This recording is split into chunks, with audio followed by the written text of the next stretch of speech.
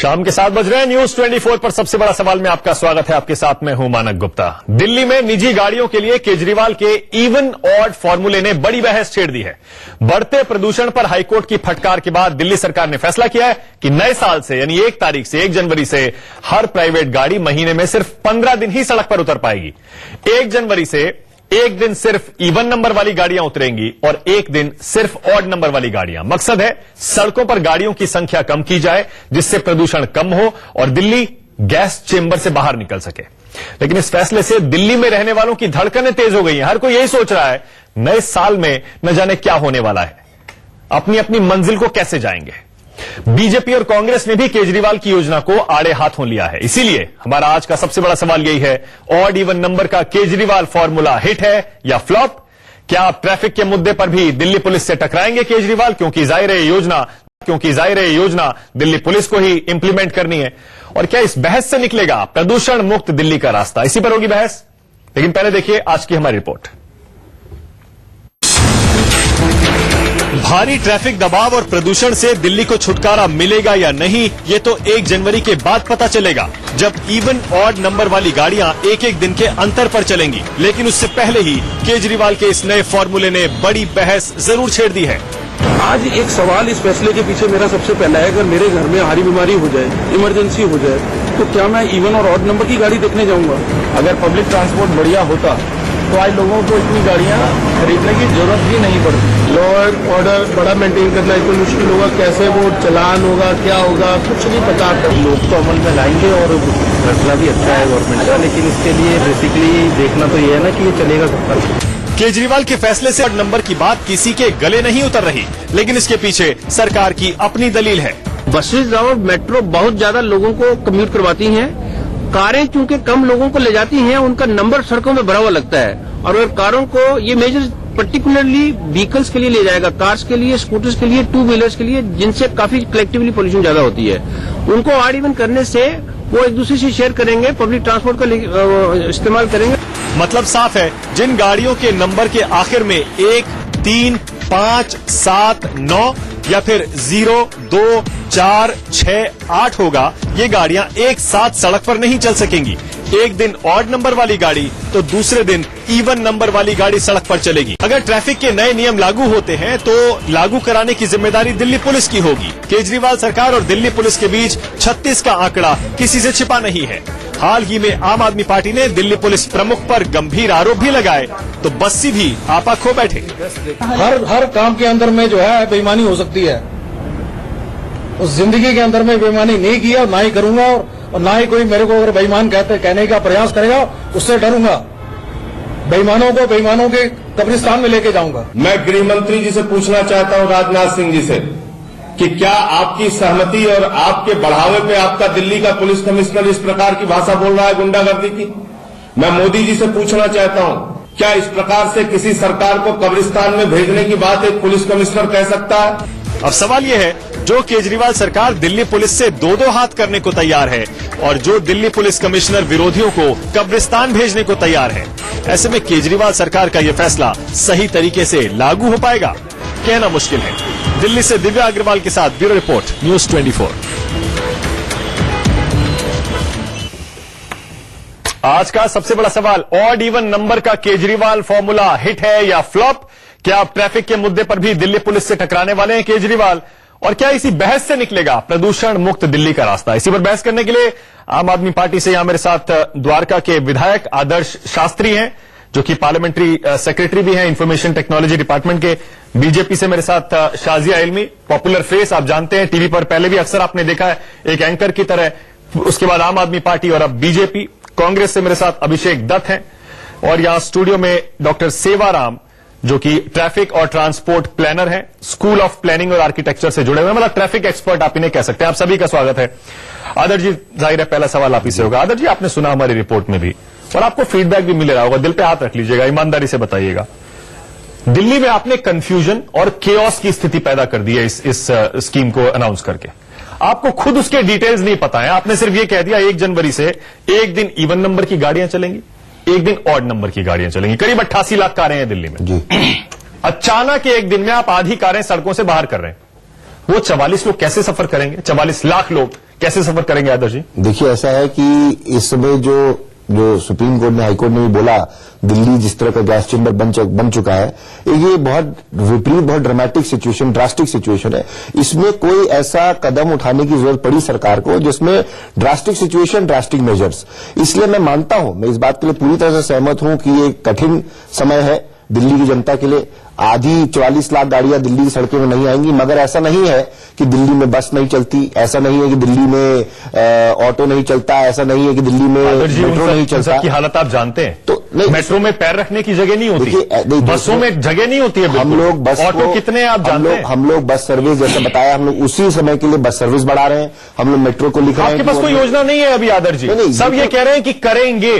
Time कितना रह गया? दिसंबर शुरू हो गया, तो बिल्कुल 25 दिन बहुत समय है। क्या कर लेंगे? मेट्रो का समय बढ़ाने के लिए बसें कहां से पैदा हो जाएंगी? डीटीसी बस, दिल्ली के स्कूलों में बसें हैं, उन बसों को इस्तेमाल किया जाएगा, उसके लिए समय है। और तीसरी बात ये कि ये टेस्ट कर रहे हैं 15 दिन के राशनिंग का तरीका, क्योंकि दुनिया में अलग अलग जगह दुनिया में इस तरह की टेस्ट किए गए हैं, और कहीं पे जहां पे भी ये किए गए वहां पे इसका नतीजा हमेशा पॉजिटिव निकला। आदर्श जी, नी जर्क रिएक्शन लग रहा है, क्योंकि हाईकोर्ट ने फटकार लगाई, हम गैस चेंबर में रह रहे हैं और दिल्ली सरकार और केंद्र सरकार को कोई फर्क ही नहीं पड़ रहा है। इसीलिए फटकार के बाद आपने ये नी जर्क रिएक्शन लिया है। देखिए, सिर्फ ये दिखाने के लिए कि आप कुछ कर रहे हैं। दिल्ली के बारे में, दिल्ली के निवासियों के स्वास्थ्य के बारे में, उनकी हालत के बारे में हम लोग सोचते हैं, बच्चों के बारे में सोचते हैं, इसलिए हम लोगों ने निर्णय लिया। और देखिए, कठिन डिसीजन लेने में बहुत ज्यादा हिम्मत चाहिए होती है। हम लोगों ने 44 लाख लोग अचानक एक दिन अपनी गाड़ी नहीं ले जा पाएंगे, कैसे अपनी मंजिल को पहुंचेंगे? देखिए, तरीके निकाले जा सकते हैं, तरीके पहले तरीका निकाल के फिर नहीं अनाउंस करना चाहिए। विपरीत परिस्थितियों में तरीके निकलते हैं। अगर हर चीज का तरीका पहले खोजने लगेंगे तो शायद दुनिया में प्रगति हो ही नहीं सकती। बिना प्लानिंग के आपने इतना बड़ा स्टेप ले लिया। चाहे ये लंदन, आप लंदन का उदाहरण ले लीजिए, साओ पोलो का ले लीजिए, बगोटा का ले लीजिए, सब जगह ऐसी कठिनाइयां आई है, सब जगह समस्याएं आई। नागरिकों ने बोला, कई जगह सहयोग मिला, कई जगह नहीं मिला, मगर विपरीत परिस्थितियों में ही नए रास्ते निकलते हैं, नई दिशा निकलती है। शाजिया इल्मी, मैंने सुना थोड़ी देर पहले आपने कहा अंधेर नगरी चौपट राजा। शाजिया, हाईकोर्ट ने बोला गैस चेंबर में हम लोग रह रहे हैं। मैं आपको पढ़ के बताऊं आंकड़े, कैसे हमारे बच्चे बीमार हो रहे हैं पॉल्यूशन की वजह से, कैसे बुजुर्ग बीमार हो रहे हैं, पार्टिकुलेट मैटर का लेवल कहां पहुंच गया है। अब ऐसे में ये तो करना पड़ेगा शाजिया, कुछ तो कर रही है ये सरकार कम से कम। ऐसा तो नहीं है हाथ पे हाथ धरे बैठी और आप कह रही हैं अंधेर नगरी चौपट राजा।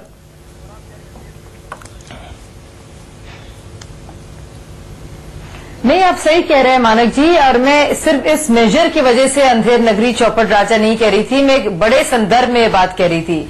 और मुझे लगता है अगर कोई नई सरकार कुछ अच्छा कदम उठाना चाहे तो बहुत अच्छी बात है, लेकिन आप इसकी प्रैक्टिकलिटी को देखिए। ये एक्सपेरिमेंट शंघाई में कामयाब रहा। अगर आप दिल्ली के पोल्यूशन को देखें तो वेहिकुलर पोल्यूशन बहुत हाई है और 63% ट्रांसपोर्ट की वजह से है। अगर आप CO2 लेवल्स या सल्फ्यूरिक ऑक्साइड SO2 लेवल्स देखें या कार्बन मोनोऑक्साइड लेवल्स देखें, तो ट्रांसपोर्ट का क्योंकि कंट्रीब्यूशन 63% है, इसलिए उसको लेकर इनोवेटिव तरीके चाहिए। तो एक तरीका जो उनके दिमाग में आया है, जो कई जगह हुआ भी लेकिन कई जगह सक्सेसफुल नहीं हुआ, वो ये है। लेकिन उससे कहीं ज्यादा जरूरी है इसको एनफोर्समेंट के तरीके, किस तरह से ये इम्प्लीमेंट किया जाएगा। पब्लिक ट्रांसपोर्ट जो सबसे बड़ी चीज है उसको आसान करना, और किस तरह से उसमें अभी तक इनकी जो प्रोमिसेस ट्रांसपोर्ट को सेफ और ग्रीन बनाने की है वो नहीं हुई है। इतने ट्रक्स जो प्लाई होते हैं उसमें पोल्यूशन कंट्रोल कैसे हो रहा है, उन एजेंसियों में सख्ती करना, ये सब कहीं ज्यादा विपक्ष में रह के सवाल उठाना बड़ा आसान है, लेकिन ये तो लेकिन आपने सुना आम आदमी पार्टी साफ बोलती है कि हम तो अभी सरकार में आए। इससे पहले बीजेपी कांग्रेस थी 15-20 साल, क्या किया पोल्यूशन को लेकर? आज तक इतना बड़ा स्टेप क्यों नहीं लिया गया?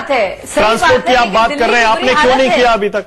बिल्कुल, देखिए ये बिल्कुल सही कह रहे हैं। ये देखिए, शीला दीक्षित जी ने जब तो उन्होंने कई तरह से CNG को जब इंट्रोडक्शन किया था और पुरानी डीजल वाली गाड़ियों को हटाया था, पोल्यूशन लेवल तब भी कम करने की कोशिश की गई थी। लेकिन आप वजूहात देखें, और ये सिर्फ आप और बीजेपी की बात नहीं है, दिल्ली वासियों की स्वास्थ्य की बात। बिल्कुल सही है। तो अगर आम आदमी बिल्कुल सही है, मतलब आप इसका विरोध नहीं कर रही है ना? मैं सिर्फ ये जानना चाह रहा हूं, आप इस इवन ऑड फॉर्मूले का विरोध नहीं कर रही है ना? नहीं, मैं इसका विरोध नहीं, मैं इसका विरोध इसलिए नहीं कर रही हूं क्योंकि एक छोटा सा ये मेजर है लेकिन इसको बहुत बड़े संदर्भ में और उसको पूरी तरह से इम्प्लीमेंट करने के ठीक है। तरीके के साथ भी आते ठीक है शाजिया, नहीं ठीक है, ठीक है, आपका पॉइंट क्लियर है। जो मैं शुरू में उठा रहा था वही बात आप भी कह रही हैं कि इसकी प्लानिंग पहले होनी चाहिए थी कि 44 लाख लोग अचानक अपनी गाड़ियां नहीं ले जा पाएंगे तो वो कैसे सफर करेंगे। अभिषेक जो शीला दीक्षित कह रही थी वो उसे हम कांग्रेस का स्टैंड मान ले कि अच्छा कदम है, आप भी तारीफ कर रहे हैं।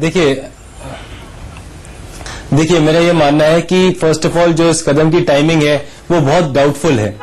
कोई भी चीज जो आम आदमी पार्टी पॉल्यूशन के लिए लेके आएगी, कांग्रेस पार्टी उसमें उनका साथ देगी। बट आज जिस तरीके से ये इसको पॉलिसी को लेके आए हैं कवर अप करने के लिए उन डिजास्टर को एक वीक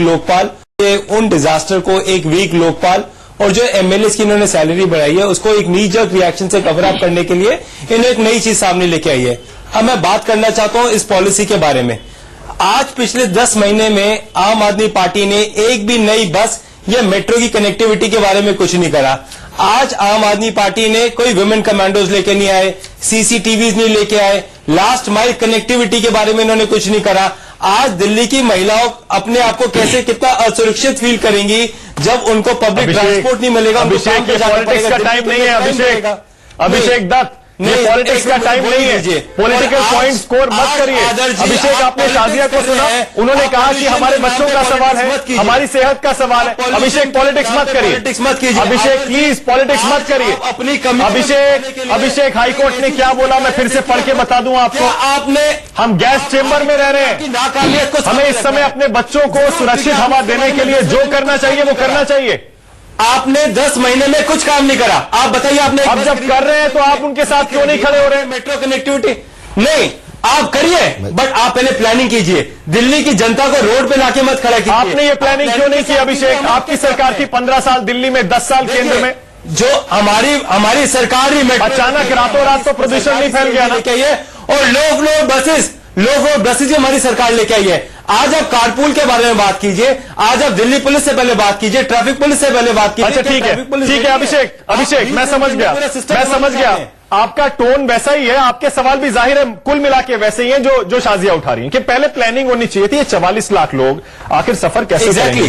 डॉक्टर सेवाराम आप इस फैसले को कैसे देख रहे हैं? और जरा बताइए आपको नहीं लगता दिल्ली में कियोस हो जाएगा? इस फैसले को इंप्लीमेंट कैसे किया जाएगा? 44 लाख कारें, आपको लग रहा है लोग मानेंगे इस फैसले को? देखिए इसमें एक मुद्दे हैं। एक तो यह है कि हम सब सहमत हैं कि कहीं ना कहीं व्हीकल ओनरशिप पर कहीं ना कहीं एक टॉक लगनी चाहिए। हम गाड़ियां खरीदते रहेंगे और कहीं ना कहीं वो प्रदूषण पे ऐड करेंगे, तो उस हिसाब से कहीं ना कहीं तो हमें ये कदम उठाना है कि लेकिन अब इन्होंने जो किया है उससे शक ये हो रहा है, एक ये मन में सवाल आ रहा है कि ऐसा तो नहीं कि लोग अब जिनके पास एक गाड़ियां हैं वो 2 गाड़ियां खरीदने लगेंगे। नहीं, अब मेरा एक इवन नंबर की एक ऑड नंबर, सेकंड हैंड गाड़ी की सेल बढ़ेगी। तो जो पहला मुद्दा है कि हाँ कहीं ना कहीं व्हीकल ओनरशिप पे रोकनी चाहिए, उसके लिए एक स्वागत योग कदम है। लेकिन आप सडनली 10 दिन के बाद अगर हम बोल दें कि 1 जनवरी से हम ऑड एंड इवन लगाएंगे, उस पर क्वेश्चन मार्क है। आप खुद समझते हैं कि खुद बोल रहे हैं कि आज की डेट में 45 लाख जो ट्रिप्स होते हैं वो आपकी डीटीसी में चलते हैं। तकरीबन 6000 बसेज इनके पास क्लस्टर बसेज रेट लगा करके वो बसेज हैं। इतने ही ट्रिप्स अगर मैं ये मान के चल रहा हूं कि प्राइवेट व्हीकल ओनरशिप, प्राइवेट जो व्हीकल सब कहीं ना कहीं वो पब्लिक पे शिफ्ट करेगा। अगर पब्लिक में शिफ्ट करेगा, क्या मैंने उसके लिए इंफ्रास्ट्रक्चर तैयार किया है? नहीं है। दूसरा, खाली पब्लिक ट्रांसपोर्ट से नहीं, अगर हम ये बोलते हैं हम बस ऐड कर देंगे, क्योंकि अगर हमें ये समझ में आता है कि हम वही सवाल है क्यों लोग पब्लिक ट्रांसपोर्ट यूज क्यों नहीं करते या करते हैं, तो कहीं ना कहीं उसके अंदर आता है कि मैं बस स्टॉप से अपने घर तक कैसे जाऊं। First and last mile connectivity very important, nobody understand that. And if I have prepared the master plan that okay I will transfer these private trips to the public transport trips and I will have first and last mile connectivity. Sevaram बहुत बढ़िया, बिल्कुल convenience की बात आपने सही कही, बिल्कुल सही कही आपने। लेकिन जो हाईकोर्ट कह रहा है, जो हमारे स्मॉग दिख रहे हैं आप दिल्ली में, हम सब लोग तो यहां रहते हैं, पूरा देश शायद टीवी पे देखता होगा, कैसे हम सांस ले रहे हैं उसमें। रोज आंकड़े हैं मेरे पास, लगातार बच्चे बीमार हो रहे हैं, बुजुर्ग बीमार हो रहे हैं, और इस सर्दी में दिवाली के बाद से बुरा हाल है। मैं पूरी तरह से सहमत हूं कि कहीं ना कहीं हमें पब्लिक ट्रांसपोर्ट को प्रमोशन करना है और प्राइवेट व्हीकल। ये तो लॉन्ग टर्म सोल्यूशन है। लेकिन आप एकदम से किसी ये तो लॉन्ग टर्म सोल्यूशन है। इससे आप अगर इंप्लीमेंट करेंगे, क्या मेरे पास इलेक्ट्रॉनिक चालान सिस्टम्स है? क्या मेरे पास हर एक स्टेट्स पर कैमरा लगे हुए हैं? कि मैं कैमरा को डिकॉर्ड करके उसको बिल्कुल चालान सही कर बात, सकता हूं? बिल्कुल सही क्या बात मैं है। कर सकता हूं उसको? बिल्कुल सही बात। अगर मैं मैनुअल चालान करूंगा, क्या मेरे पास इतना ह्यूमन मैन पावर है कि मैं उसको चालान कर सकता हूं? कैसे इंप्लीमेंट करेंगे आदर्श जी? जितना आप दिल्ली पुलिस से आपका 36 का आंकड़ा है। देखिए इसमें पॉलिटिकल बात नहीं है। जो बात डॉक्टर साहब कह रहे हैं और जो बात शाजिया जी ने, अभिषेक भाई ने कही, भाई मैं सहमत हूं इन सारी बातों से। सवाल आज उन्हीं के, मैं दोबारा पूछ रहा हूं उन लोगों से कि ये सारी चीजें करने के लिए इंफ्रास्ट्रक्चर चाहिए, जिसमें हो सकता है समय बहुत लगे। अब सवाल ये है कि अगर इस सब करने में 2 साल 3 साल लगे तो एक शुरुआत करें कि नहीं करें, कि 2 साल गैस चेंबर में रहें? इस बात का जवाब कांग्रेस और बीजेपी दे रहे हैं। आदर्श जी आप भी देखिए पॉलिटिक्स में, इसमें हम लोग मैं आपसे ये पूछ रहा हूं जो डॉक्टर साहब ने सवाल मैं बिल्कुल सहमत हूं। कैसे इंप्लीमेंट करेंगे? नहीं, मैं 100% सहमत हूं कि इसमें कैमरे हैं नहीं, दो पॉइंट्स, पुलिस वाले हैं नहीं, 2 पॉइंट्स इसमें। एक ये कि ऑल्टरनेट क्या हो सकता है, सब्स्टिट्यूट क्या हो सकता है, अनाउंसमेंट हो जाएगा ना। एक सब्स्टिट्यूट जो है लोगों की, जनता के लिए क्या हो सकता है, उसमें हमारा मानना है कि हम लोग कोशिश करेंगे। बहुत लोग, ज्यादातर लोग, चाहे वो डीटीसी बस हो, चाहे मेट्रो हो, चाहे ऑटो, उसमें शिफ्ट हो। जो उसमें नहीं शिफ्ट हो सकते वो आपस में तय करे, कारपूलिंग करे, अलग अलग तरीके निकालने, मगर तरीके निकालने पड़ेंगे। अब ये थोप क्यों रहे हैं? ये तो थोपना हो गया ना। एक बात बताइए आदर्श जी, ईमानदारी से एक बात बताइए, एक बात बताइए। और मैं तीनों से ये बात पूछ रहा हूं, अभिषेक दत्त, शाजिया इल्मी और आदर्श शास्त्री, मैं आप तीनों से ये बात पूछ रहा हूं, इसमें आम आदमी की क्या गलती? देखिए, नहीं, आम आदमी अपनी जिंदगी जी रहा था, गाड़ी चला रहा था, मोटरसाइकिल चला रहा था। ये 15-20 साल पहले की प्लानिंग, अचानक आप उस पर थोप क्यों रहे हैं? क्या आप अपनी गाड़ी एक महीने में 15 दिन ले? जैसे मैंने कहा, विपरीत परिस्थितियां हैं, इसमें हम लोग को ऐसे इस तरीके निकालने पड़ेंगे। पिछले 15-20 साल से भारतीय जनता पार्टी, कांग्रेस की सरकारें थी। अच्छा, आप तो रायशुमारी करते हैं, दिल्ली में बात बात पे। आपने इस बारे में रायशुमारी क्यों नहीं कराई? देखिए, हम लोग आगे, इसीलिए हमने बोला 15 दिन में करें। 15 दिन में बात बोली, ये मतलब 15 दिन में हम लोग कर रहे हैं, टेस्ट कर रहे हैं। बार बार अरविंद जी ये बात बोल रहे हैं, हम लोग बोल रहे हैं, और टेस्ट इसलिए कर रहे हैं लोगों की राय बन के आएगी। मगर अगर हम इंतजार करते रहेंगे हर इंफ्रास्ट्रक्चर का, तो इसमें सदियां और बीत जाएंगी। 15 साल में बीचे, मतलब आप भी अंधेरे में तीर चला रहे हैं, इसका मतलब आदर्श जी देखिए, साफ है, मान लीजिए आप भी अंधेरे में तीर चला रहे हैं, देखते हैं क्या होता है। मैं आपको उदाहरण देता हूं, लंदन में जब कंजेशन चार्ज शुरू हुआ था, जो कि लंदन के अंदर के इंटरनल सेंट्रल एरिया के लिए शुरू किया था, लगभग 500 रुपए चार्ज था, तो लगभग 40-50% गाड़ियां उसको मानती थी। आज 100% उसमें कंप्लायंस है। मगर उस काम को लंदन से दिल्ली की तुलना की जा सकती है? क्यों नहीं की जा सकती? क्यों नहीं की जा सकती? 88 लाख कारें 9 साल लग गया लंदन जैसे जगह पे इंप्लीमेंट करने को। हाँ। क्यों नहीं किया जा सकता यहाँ पे एक शुरुआत? आज अगर हम लोग शुरुआत नहीं करेंगे तो ये जो आज सवाल गैस चेंबर का है, ये 2 साल बाद और बढ़ जाएगा। 5 साल बाद घर से निकल के दिल्ली की जनता यहाँ से शिफ्ट हो जाएगी। और अगर इंप्लीमेंट ही नहीं हुआ, तो इसीलिए अगर नहीं हो पाया, इन्फोर्स ही नहीं हो पाया, इंप्लीमेंट क्यों नहीं होगा? क्योंकि मैं आपको बता दूं, कई जगह ऐसा हुआ है। पेरिस में एक बार लागू किया गया था, फेल हो गया। पेरिस में फेल हो गया क्योंकि जब पुलिस ने इन्फोर्स करने की कोशिश की, चालान काटे, ट्रैफिक पूरी तरह से चरमरा गया। अगर एक दिन बाद ही वापस लेना पड़ा। अगर फेलियर से हम लोग डर के कुछ ना कदम उठाए तो ये बहुत बड़ी ये दिल्ली हमें इस बात के लिए कभी माफ नहीं करेगा। और डर के मारे या इस वजह से, क्योंकि इंफ्रास्ट्रक्चर आज नहीं है, हम लोग ना करें, इसके लिए हम लोग नहीं खड़े हो सकते। आज हम लोग ये मानते हैं कि हम लोग को इस तरह के ठोस बड़े कदम उठाने पड़ेंगे। ठीक है। अच्छा, डॉक्टर सेवाराम, इसमें बहुत सारे एग्जाम्पल है मेरे पास और हम दिखा भी रहे हैं, और जैसे आदर्श जी भी कह रहे थे, कोलंबिया में हफ्ते में 2 दिन का बैन लगाया जाता है पोल्यूशन कम करने के लिए। मैक्सिको में 1 दिन का बैन 25 साल से चल रहा है। बीजिंग में तब 2008 में ओलंपिक्स हुए थे, तब से 1 दिन का बैन है। यूके में जैसा आदर्श जी बता रहे, सेंट्रल लंदन में जाने पे चार्ज देना पड़ता है। अब तो काठमांडू में भी शुरू हो गया है इस तरह का। देखिए, पोल्यूशन कम किया जाए, यानी कि ऐसा नहीं है कि ये पूरी तरह से अभी से हम इसे फेल मान ले, हो सकता है चल जाए। नहीं, मैं इस बात से पूरी तरह सहमत हूं। मैंने पहले ही बोला कि कहीं ना कहीं हमें अपने जो प्राइवेट वाहन है उस पर प्रतिबंध लगना चाहिए, उसमें कोई दो राय नहीं। 2-3 सवाल है, आपने जिनके एग्जाम्पल दिए, मुझे याद है बीजिंग का एग्जाम्पल। 1 साल से बीजिंग इसके ऊपर काम किया गया, संघाई के ऊपर पूरा काम किया गया, पूरा ट्रैफिक को देखा उन्होंने, कंप्यूटर में उसको सिमुलेशन किया, करके देखा कि इसका इंपैक्ट क्या होगा। आप जिसका इंपैक्ट, रही बात आपने दूसरे एग्जाम्पल दिए, वहां पर भी उसका पहले आपने एग्जाम्पल दिया मैक्सिको का, वहां पर भी एग्जाम्पल्स दिया। पूरी स्ट्रीट्स का प्लान डिजाइन तैयार किया गया कि जब हम टाइम नहीं है हमारे पास, वो कह तो रहे हाईकोर्ट बोल रहा है कुछ करिए, आप दिखाइए। सही बात है, अब टाइम नहीं है तो कैसे करेंगे? नहीं, तो कहीं ना कहीं आप जो शुरुआत तो करनी पड़ेगी, शुरुआत कर सकते हैं। तो अच्छा शाजिया देखिए, बीजिंग में 2008 से जब से ये बैन लगाया गया है, 40% वहां गाड़ियों का पोल्यूशन कम हुआ है, 40%, और हमारा उसी पीरियड में बढ़ा है 47% के करीब। तो बीजिंग का एग्जाम्पल है, इसका मतलब हम सबको इसे सपोर्ट करना चाहिए।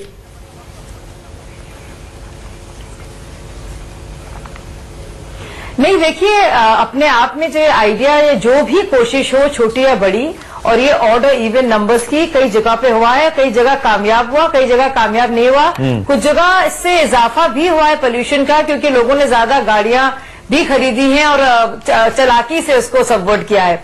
लेकिन आप देखें, अगर गार्बेज बर्निंग जो है और रोड डस्ट जो है, रोड डस्ट की वजह से 21% है। मैं ये चाहती हूं कि जिस तरह से अरविंद केजरीवाल पहले सलाह लेकर एक्सपर्ट्स से बात करके एक प्रॉपर प्लानिंग की बात करते थे, उसी क्रम के चलते मैं उनसे सवाल पूछना चाहती हूं कि 2-4 चीजें हुई हैं। अब आप देखिए, उन्होंने ये फौरन ये अनाउंसमेंट किया, इसके साथ साथ 400% सैलरी इंक्रीज का उन्होंने किया अनाउंसमेंट, और बीचों बीच एक साल के अंदर गुपचुप तरीके से जन लोकपाल में तब्दीलियां की। मैं जानना चाह रही हूं, ऐसा कुछ क्या हो रहा है आम आदमी पार्टी के अंदर? बाकी पार्टियां तो बहुत खराब हैं, ये तो फरिश्ते हैं भाई, ये तो पुतले हैं शराफत के। ऐसा क्या हुआ कि उन्होंने पारदर्शिता के सारे नियमों को ताक पे रखकर एकदम से अनाउंसमेंट करने शुरू कर दिए? ना तो रेफरेंडम, ना कोई मोहल्ला सभा, ना लोगों या कंसल्टेशन की कोई प्रोसेस, ना डॉक्टर सेवाराम जैसे कि आइडियाज दे रहे हैं एक्सपर्ट कमेटी से सलाह, ना कोई असेसमेंट स्टडी, ना कोई इम्पैक्ट क्लॉजेस की क्या होगा, ना दिल्ली पुलिस या ट्रैफिक पुलिस से साथ मिलकर कोई कंसल्टेशन नहीं। ठीक है, ना कुछ डिटेल। ठीक है, यही बात अभिषेक दत्त भी कह रहे थे शायद। ठीक है, चलिए थोड़ा टाइम उसमें चलिए, ठीक है। अगर कांग्रेस बीजेपी में एका है कि इसके पीछे की पॉलिटिक्स भी डिस्कस करनी चाहिए तो ठीक है, कर लेंगे वो भी। छोटा सा ब्रेक ले रहा हूं, आदर्श जी जवाब दे दीजिएगा कि इसकी टाइमिंग ऐसी क्यों है कि ऐसे में आपको ये फैसला लेना पड़ा बिना किसी से डिस्कस किए, बिना इसकी प्लानिंग किए। प्लानिंग आप कह रहे हैं कि फैसला लेने के हम बाद में करेंगे। छोटा सा ब्रेक, सबसे बड़ा सवाल जारी है, देखते रहिए News 24। शास्त्री हैं बीजेपी से शाजिया इल्मी, कांग्रेस से अभिषेक दत्त और यहां डॉक्टर सेवाराम हैं ट्रैफिक एक्सपर्ट। बहस को शुरू करने से पहले 2-4 आंकड़े बता रहा हूं, और जाहिर है दिल्ली वालों के लिए, पूरे देश के लिए बहुत इंपॉर्टेंट आंकड़े हैं। दरअसल ये सारी की सारी बहस, ये ड्रास्टिक मेजर जैसा आदर्श जी कह रहे हैं, इसकी जरूरत इसलिए पड़ी है क्योंकि दिल्ली की हवा में सांस लेना आजकल रोजाना 30 सिगरेट पीने के बराबर हो गया है, एक अनुमान के मुताबिक। ये वर्ल्ड बैंक की रिपोर्ट कह रही है, विकासशील देशों के 381 शहरों में दिल्ली की स्थिति सबसे खराब है, सबसे खराब। और इसी रिसर्च की रिपोर्ट में यह भी सामने आया कि अगले 10 सालों में दुनिया में एयर पोल्यूशन के शिकार सबसे ज्यादा लोग दिल्ली में होने वाले हैं। पीएम, पार्टिकुलेट मैटर एक होता है हवा में, उसका लेवल खतरनाक लेवल पार कर चुका है, 4-4, 5-5 गुना, 10-10 गुना पार कर चुका है दिल्ली में, और इसीलिए इस ड्रास्टिक मेजर की जरूरत पड़ी है। लेकिन आदर्श जी, सवाल मेरा घूम के वहीं आ रहा है क्योंकि मैं दिल्ली वालों की तरफ से सवाल पूछ रहा हूं। आधी दिल्ली आज आपसे यह जानना चाहती है 1 जनवरी के बाद वो सफर कैसे करेंगे।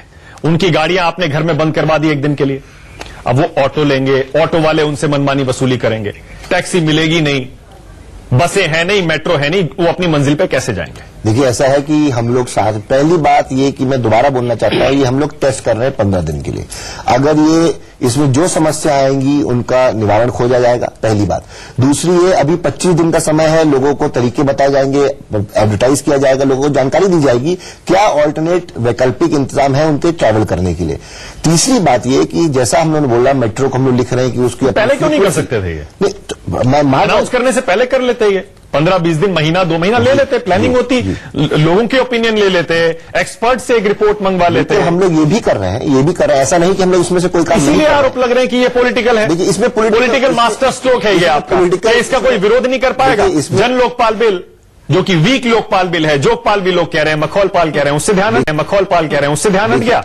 देखिए, आपने 400% सैलरी बढ़वा ली, उससे ध्यान हट गया। ऐसा है, जन लोकपाल इस पे आ गए और इस पे विरोध। मैं ये कह रहा हूं, आज आजादी के बाद कम से कम एक प्रदेश में एक पार्टी ऐसी आई जिसने लोकपाल पूरी तरह से पारित किया। लोकपाल इसी पे आ जाए। देखिए, बात अगर चर्चा लोकपाल की कर रहे हैं तो मैं ये बताना चाहता हूँ, कम से कम आजादी की अभिषेक से, अभिषेक आपको भी यही आपत्ति है ना टाइमिंग की? दूसरी बात, अभिषेक आप टाइमिंग का मैं बता दूं। दूसरी बात, ये लोग सैलरी की बात कर रहे हैं, सैलरी सैलरी में जाएंगे तो फंस जाएंगे, सैलरी में जाएंगे तो फंस जाएंगे, सैलरी पे मत जाइए। किसी भी चीज में जाएंगे फंस जाएंगे। क्योंकि सैलरी तो आदर्श जी, हम मुद्दे में रहकर पोल्यूशन में बात करते हैं, मैं बात कर रहा हूँ, भी जाएंगे तब भी फंस जाएंगे, मैं बात कर रहा हूँ, बात करना चाह रहा हूँ मुद्दे से। अभिषेक जी, अब सुन लीजिए, अब एक सेकंड, अभिषेक जी बोलिए। अभिषेक जी देखिए आदर्श जी, मैं आपको ये बताना चाहता हूं, कांग्रेस पार्टी का स्टैंड पोल्यूशन के लिए, आम आदमी पार्टी के लिए बहुत क्लियर है।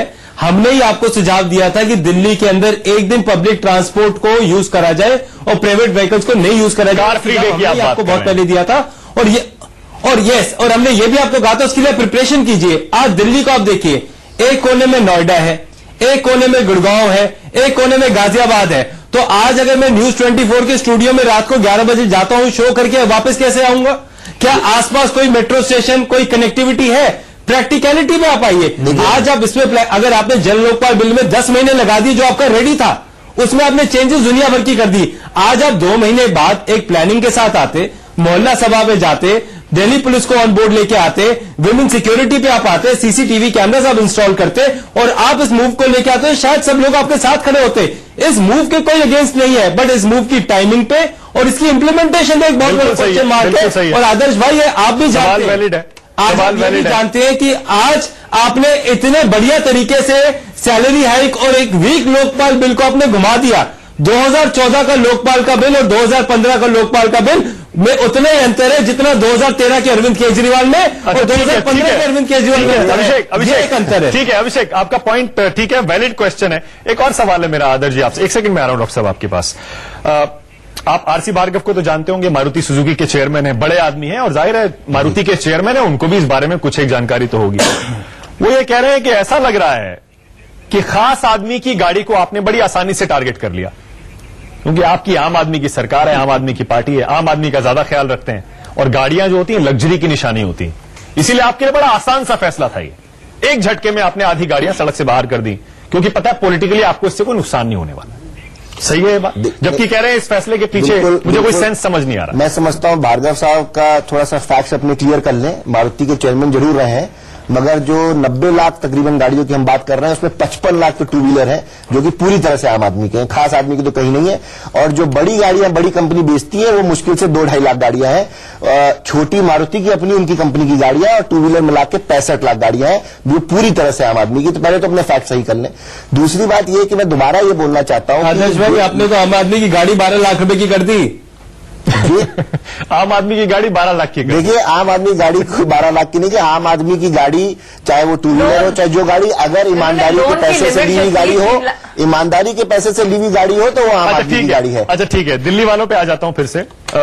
चलिए ठीक है, आप ये कह रहे हैं कि उसमें ज्यादातर टू व्हीलर। डॉक्टर साहब एक और सवाल है, ये बड़ा कंफ्यूजन रहता है कि जैसे ये एक 2011 की मिनिस्ट्री ऑफ एनवायरमेंट और फॉरेस्ट की रिपोर्ट है जिसमें यह कहा गया सिर्फ 8% पोल्यूशन गाड़ियों की वजह से होता है, सिर्फ 8% गाड़ियों के, जबकि एक जगह यह कहा गया है कि 63% व्हीकल से होता है। ये कंफ्यूजन क्यों है इतना? हमें खुद नहीं पता है कि अभी तक सबसे ज्यादा पोल्यूशन किस वजह से होता है। आरसी भार्गव भी यही कह रहे हैं, पेट्रोल गाड़ियां आप बैन कर रहे हैं और पार्टिकुलेट मैटर का पोल्यूशन पेट्रोल की गाड़ियों से न के बराबर होता है। इसका मतलब हम सब मिलकर अंधेरे में तीर चला रहे हैं। एनजीटी ने 10 साल पुरानी गाड़ियां डीजल की बैन की थी, तो केंद्र सरकार वहां जाके दिल्ली में ये बोल रही है कि इससे इतना पोल्यूशन नहीं है, ये तो 8-10% है। कोर्ट ने पूछा बताइए फिर कैसे है, बोले हमें नहीं पता। बोला हमें खुद नहीं पता है और हम अंधेरे में तीर चला रहे हैं। नहीं, ये कहीं ना आंकड़े में मेरे ख्याल में हेरफेर है। 8% नहीं है, ये तो बिल्कुल गलत है। अच्छा, 8% हो ही नहीं सकता। हाँ। कुछ रिपोर्ट्स हैं जो बताती हैं, जेएनयू की एक रिपोर्ट है वो इसको तकरीबन 27% के आसपास बताती है। 27% बताते हैं। कुछ रिपोर्ट्स हैं दूसरी 63% बताते हैं। अब ये समझना मुश्किल है कि उन्होंने ये जो सोर्स लिया है कहां पे लिया है, रोड पे लिया है, इमिशन से लिया है, एम्बिएंट एयर से लिया है। लेकिन एग्जाम्पल तो हमारे सामने है कि बीजिंग में 2008 के बाद 7 साल में गाड़ियां कम करने से पोल्यूशन कम हुआ, 40% कम हुआ। ये तो है हमारे पास, ये बात सही है बिल्कुल। बट मैं एक्चुअली इसमें जो कुछ व्यवहारिक बातें हैं जो कहीं ना कहीं ध्यान में रखनी होंगी। एक तो ये, एक आदमी ने एक सीएनजी व्हीकल को खरीदा बिकॉज उसको लगता है कि ये एक सेफ एनर्जी बेस है। ठीक है, आपने उसकी गाड़ी बैन कर दी, क्या इसमें वो एनर्जी बेस नहीं होगा?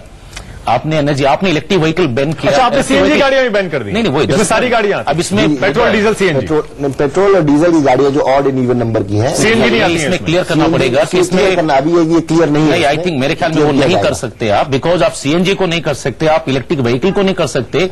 जिस आदमी ने अपने आप सोच करके अपनी बचत के लिए या अपने बैन किया है उनको बैन नहीं कर सकते। दूसरी बात, एक मुद्दा, व्यवहारिक मुद्दा यह है कि दिल्ली की जो अपनी गाड़ियां नहीं है, आपके जितने स्टेट्स हैं पूरे एनसीआर नेशनल कैपिटल रीजन को आपको देखना सवा पड़ेगा। 10 लाख करीब बाहर से आ रहे हैं। ऑलमोस्ट 11 लाख 11 लाख 2007 का आंकड़ा देखे ना, 11 लाख कुछ हजार आपके वो आंकड़ा है, इतने व्हीकल एंटर करते हैं आपने दिल्ली यूपी में। हरियाणा से बात नहीं की, बात सही है। तो दिल्ली आप जब इसका तक मतलब आपने बहुत जल्दबाजी में एनसीआर आधी अधूरी भी नहीं, बिना मिनिस्ट्री तैयारी ऑफ अर्बन डेवलपमेंट को आपको कहीं ना कहीं एक बनाना पड़ेगा आपको, और डेफिनेटली दिल्ली ट्रैफिक पुलिस एक इम्प्लीमेंटिंग एजेंसीज है, उसके साथ डिस्कस करना पड़ेगा। शाजिया, क्योंकि दिल्ली पुलिस तो आप ही की सरकार के अंडर आती है, इसे इंप्लीमेंट करेंगे पूरे दिल से या चाहेंगे कि यह फेल हो जाए?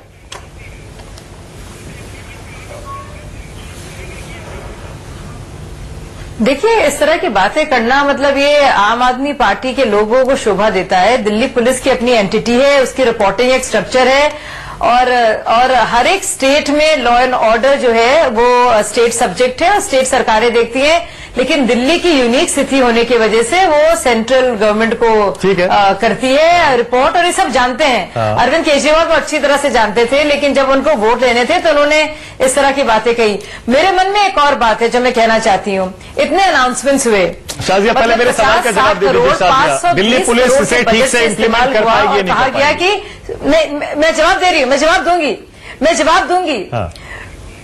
अब मुझे मालूम नहीं दिल्ली पुलिस इसका जवाब देगी। मैं दिल्ली पुलिस की प्रवक्ता नहीं हूं, तो दिल्ली पुलिस बताएगी कि क्या कितनी सक्षमता उनकी है, कितने लोग उनको चाहिए होंगे, किस तरह से फाइन का स्ट्रक्चर होगा, कैसे चालान होगा, अगर ऑड या इवन नंबर की गाड़ियां होंगी, गलत टाइम पर आएंगी तो उनको कैसे वापस भेजा जाएगा, क्या वो यू टर्न लेके वापस जाएंगी या कोई मिनी वैन। अच्छा शाजिया, आप भी तो दिल्ली में रहती हैं, गाड़ी चलाती हैं, गाड़ी से चलती हैं। शाजिया, आप एक दिल्ली वाली होने के दिल्ली में रहती है, इसके हैसियत से बताइए, दिल्ली में क्या ये इन्फोर्सेबल है?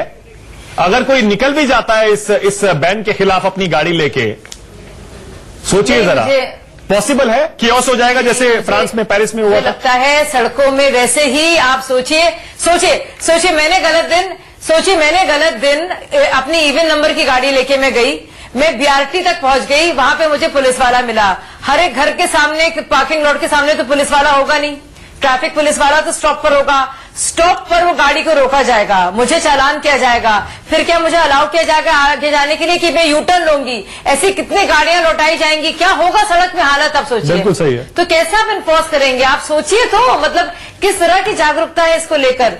दूसरी सवाल में जो इम्पोर्टेंट सवाल पूछना चाह रही हूँ, बहुत सारी बातों का ऐलान हुआ है, जानते हुए दिल्ली की स्थिति क्या है।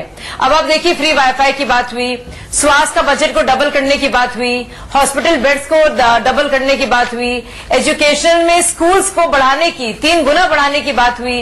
अभी मुझे इस बात की फिक्र है कि ये सिर्फ अनाउंसमेंट उन्हीं झूठे वादों की तरह ना बन के रह जाए।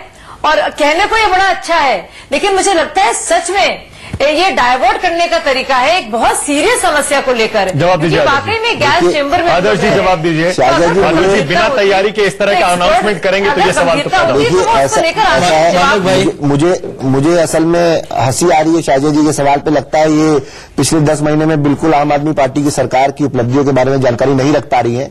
हम लोगों ने 70 वादों में 17 वादे अपने पूरे कर लिए हैं।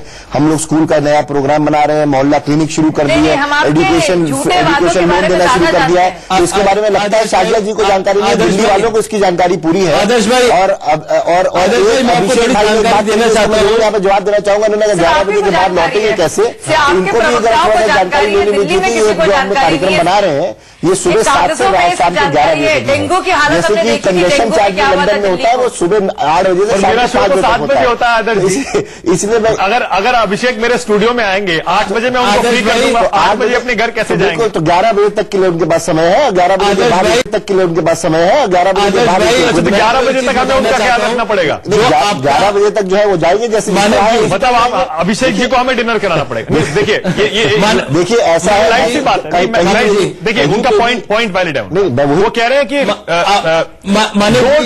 Door to door connectivity. मैं एक बात रखना चाहता हूँ, डोर टू डोर आदर्श जी मेरी बात सुनिए, मतलब नहीं है डोर टू डोर। आदर्श जी आपका 70 पॉइंट प्रोग्राम था इलेक्शन से पहले, समस्या है और उस समस्या के लिए उसमें आपका पॉइंट नंबर 49 जो था वो बहुत स्पेसिफिक था, रिड्यूसिंग पॉल्यूशन। क्या कह रहे हैं अभिषेक जी? आदर्श भाई आपका 70 पॉइंट प्रोग्राम में पॉइंट नंबर 49 था, रिड्यूसिंग पॉल्यूशन। कि आप दिल्ली में पॉल्यूशन कैसे कम करेंगे, उसमें से आपने एक भी चीज पूरी नहीं करी।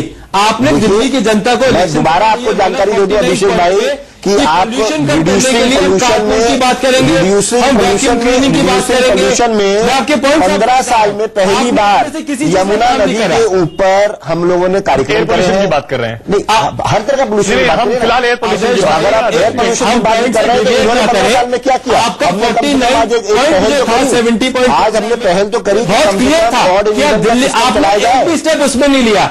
और अब अगर मोबाइल क्लिनिक की बात कर रहे हैं, आपने 2 मोबाइल क्लिनिक अब तक खोले, और मैं आपसे जानना चाहता हूं कितने खोलना चाहते हैं। आप एजुकेशन लोन की बात कर रहे हैं, पिछले 1 साल में कितने लोगों ने एजुकेशन लोन लिया? वो केंद्र सरकार ऑलरेडी देते आ रही है। अभिषेक जी गाड़ियों पे आ जाइए, इवन आउट पे आ जाइए। अभिषेक जी इवन आउट पे आ जाइए, इवन आउट पे आ जाइए। बाकी सारे मुद्दे हम गिनाते चले, लेकिन फोकस हमारा इसी पे रहना। एक पॉलिसी, मतलब ये बड़ी दुख की बात है कि इस समय कांग्रेस और बीजेपी दोनों एक राजनीतिक यहाँ पे डिबेट क्रिएट कर रहे हैं, जबकि हम लोग दिल्ली के स्वास्थ्य की, दिल्ली के बच्चों की वजह आदर्श जी ये है ना कि आप बिना तैयारी के देखिए आप क्यों आप ऑब्सेस्ड है कांग्रेस बीजेपी से? कांग्रेस बीजेपी कांग्रेस बीजेपी भैया क्यों ऑब्सेस्ड हो गए हैं? मोदी सरकार, मोदी सरकार, मोदी सरकार। नाम तो आप ले रही है शाजिया जी, मैंने तो एक बार नाम भी नहीं लिया। अपने वादे किए नाम तो शाजिया जी आप ले रही है, मोदी सरकार मैंने तो एक बार भी नाम नहीं लिया। 25 मिनट में अरे आप काम करते हैं, आप तो जपते हैं, आप तो जपते हैं सुबह शाम, आप तो जपते हैं सुबह शाम राम, आप तो जपते रहते हैं भाई साहब। आप अपनी बात तो कीजिए। शाजिया एक सेकंड, शाजिया मैं ये कह रहा हूँ कि अरविंद केजरीवाल खुद बोले, अरविंद केजरीवाल खुद ये बोले कि अगर लोगों को परेशानी हुई और केओस हुआ, कंफ्यूजन हुआ, ये इन्फोर्स ठीक से नहीं हुआ तो हम इसे वापस लेंगे। बिल्कुल बिल्कुल, इसका मतलब ये टेस्टिंग एक मॉडल है। मैं सबसे पहले प्रोग्राम में आपको बोला, लेकिन आदर्श जी इसका मतलब आप खुद अंधेरे में तीर चला रहे हैं। मैं बार बार यही कह रहा हूं, अगर टेस्टिंग भी करनी थी थोड़ी तैयारी कर लेते। तैयारी क्यों नहीं की गई पहले? मैं समझता हूं अगर ये फेल हो गया तो इसकी जिम्मेदारी आपकी होगी पूरी तरह से। आम आदमी पार्टी की सरकार की जिम्मेदारी होगी, मगर फेल होने की भी क्यों नहीं होगी? जब हम लोग लागू भी इसको कर रहे हैं, फेल होने की जिम्मेदारी भी हमारी है। अगले 25 दिन हमारे पास पर्याप्त है, दिल्ली की जनता को उसके बारे में एडुकेट किया जाएगा, बताया जाएगा, तरीके निकाले जाएंगे इन्फोर्समेंट के। दिल्ली पुलिस से भी बात की जाएगी। 25 दिन काफी है तैयारी के लिए? नहीं, बिल्कुल नहीं, बिल्कुल नहीं, बिकॉज इस बात से मैं सहमत नहीं हूं। बिकॉज 25 दिन का मतलब ये हुआ कि बड़ा जितने भी स्टेक होल्डर से पहले आप उनको बुलाएंगे, उनको बुला करके उनकी राय जानेंगे। चलिए अच्छा, उन्होंने अनाउंस कर दिया, अभी ने अनाउंस कर दिया। अब आपके हिसाब से अब हमारी कोशिश तो ये होनी चाहिए, क्योंकि हम दिल्ली में रहते हैं, आसपास रहते हैं, किसी तरह ये कामयाब हो जाए, क्योंकि हम सब चाहते हैं हवा हमारी साफ हो, हमारे बच्चे, हमारे बुजुर्ग, हम सब बिल्कुल अच्छी हवा में सांस ले सकें। हम क्या कर सकते हैं इसके लिए? देखिए, मैं 2 चीजें हैं। एक तो ये है कि आप इमीडिएटली स्टेक होल्डर की मीटिंग बुलाई जाए। हाँ, जितने भी स्टेक होल्डर हैं, आप नेशनल एनसीआर प्लानिंग बोर्ड को बुलाइए, मिनिस्ट्री ऑफ अर्बन डेवलपमेंट को बुलाइए, दिल्ली ट्रैफिक पुलिस और बाकी जितने भी हैं पब्लिक रिप्रेजेंटेटिव को बुलाइए। लेकिन कहीं ना कहीं आप एक्सपर्ट्स को भी उनको बुलाइए, क्योंकि डेटा के बिना आप उसको प्ले नहीं कर सकते। बिल्कुल सही है। दूसरा, कॉन्फ्रंटेशन का ये रवैया छोड़ना पड़ेगा, क्योंकि केंद्र सरकार और एमसीडीज की कोऑपरेशन के बजाय और दिल्ली पुलिस के कोऑपरेशन के बजाय आप इसे इंप्लीमेंट नहीं कर सकते हैं। खैर, बहुत बहुत शुक्रिया, टाइम बिल्कुल खत्म हो गया। बहुत बहुत शुक्रिया आदर्श शास्त्री, डॉक्टर सेवाराम, शाजिया इल्मी, अभिषेक दत्त, बहुत बहुत शुक्रिया सबसे बड़ा सवाल में आने के लिए। जाहिर है दिल्ली वालों के लिए सवाल यही है, एक तरफ गैस चेंबर है और दूसरी तरफ ये केओस की संभावना, एक ही आशंका। चुनना आपको है, लेकिन हम तो यही कहेंगे, अब जबकि इस फैसले का, इस योजना का अनाउंसमेंट हो चुका है, हमें कोशिश करनी चाहिए कि हम इसे कामयाब बनाएं, क्योंकि आखिरकार सवाल हमारे सेहत का, हमारे बच्चों के भविष्य का है। बहुत बहुत शुक्रिया शो देखने के लिए। छोटा सा ब्रेक, देखते रहिए News 24।